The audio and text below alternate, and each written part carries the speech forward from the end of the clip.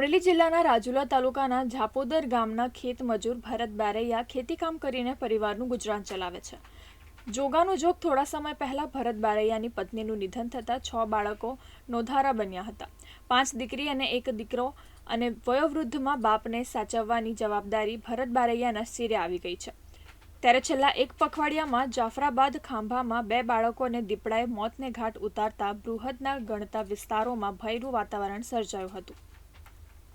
ત્યારે આ ભરત બારૈયાને પોતાના 6 બાળકોને ખેતીકામ દરમિયાન ક્યાં સાચવવા તેની ગંભીર મુશ્કેલીઓથી રાત્રિના ઊંઘ હરામ થઈ ગયેલી અને બાળકો પણ દીપડાના ભયથી વાડી વિસ્તારમાં ધ્રુજી રહ્યા હતા।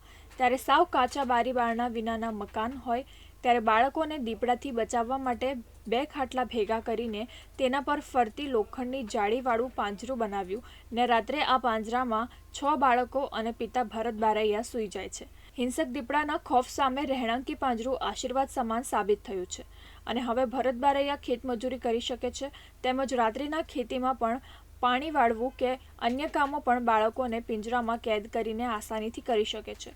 એક પિતાએ પોતાના વાલસોયા દીકરા દીકરી માટે કરેલા સુરક્ષિત આયોજનની ચારેકોર પ્રશંસા થઈ રહી છે અને અન્ય લોકો માટે પણ તેઓ પ્રેરણારૂપ બન્યા છે। મેં કીધું પાંજરું એક નાનું 7 જણા સામે એવું બનાવી લઈએ અને એની માટે આપણે શું કરવું પડે દીપડા માટે।